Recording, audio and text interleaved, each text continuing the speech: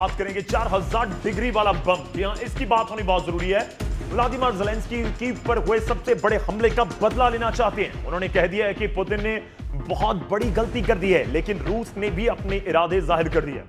Putin का message साफ है कि यूक्रेन ने हथियार नहीं डाले तो 4000 डिग्री में जला दिया जाए।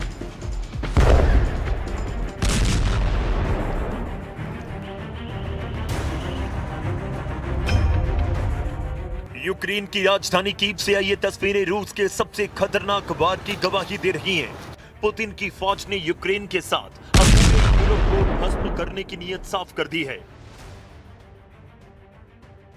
पुतिन ने तीसरी बार यूक्रेन पर ओरेशनिक मिसाइल से हमला किया। ये मिसाइल 4000 डिग्री वाली तपिश पैदा करती है, सब कुछ भाप बन जाता है।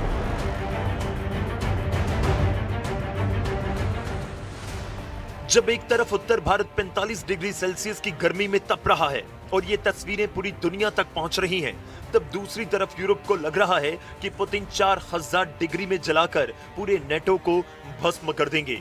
ये खौफ इसलिए क्योंकि 4000 डिग्री में यूक्रेन को जला रहा है रूस, और फिर यूरोप की बारी भी आ सकती है। 4000 डिग्री सेल्सियस वाली भट्टी फायर की जा रही है।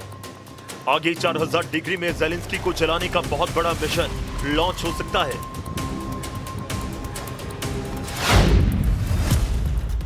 ओरेशनिक एक हाइपरसोनिक मिसाइल है। यह आवाज से 10 गुना रफ्तार से हमला कर सकती है, यानी 12000 किलोमीटर प्रति घंटे की रफ्तार से, रेंज 5000 किलोमीटर तक।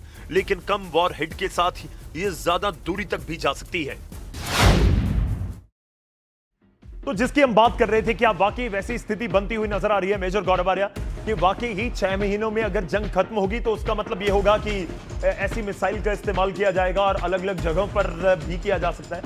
मुझे ऐसा लगता है कि ये प्रोजेक्शन ज्यादा है जी, to use such a missile कि 4000 डिग्री टेम्परेचर हो जाए और सब लोग जल के खाक हो जाएं। मुझे लगता नहीं है, मुझे लगता है प्रोजेक्शन ज्यादा है जी। ये एक देखिए, ये लड़ाई खत्म होने वाली है।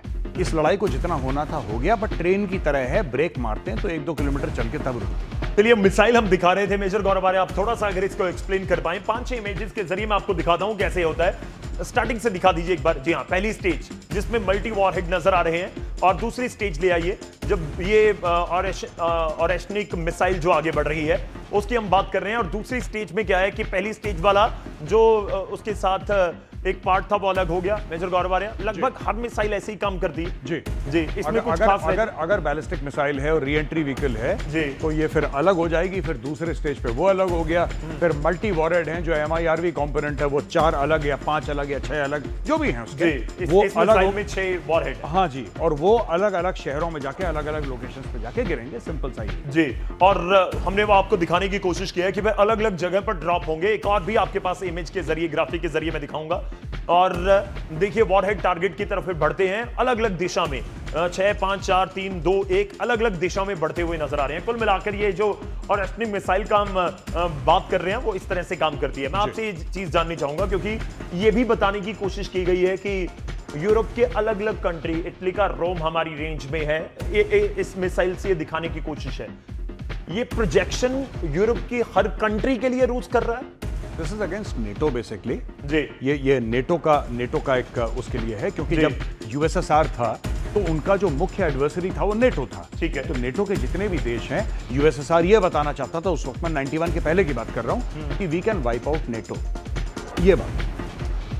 तो कुल मिलाकर बात यह है कि 4000 डिग्री वाला, क्योंकि 45 डिग्री हम उत्तर भारत में फील कर रहे हैं और अच्छे से पता है कि कितनी ज्यादा गर्मी लग रही है, लेकिन 4000 डिग्री का तो मतलब है कि सब कुछ जल जाएगा, भस्म हो जाएगा।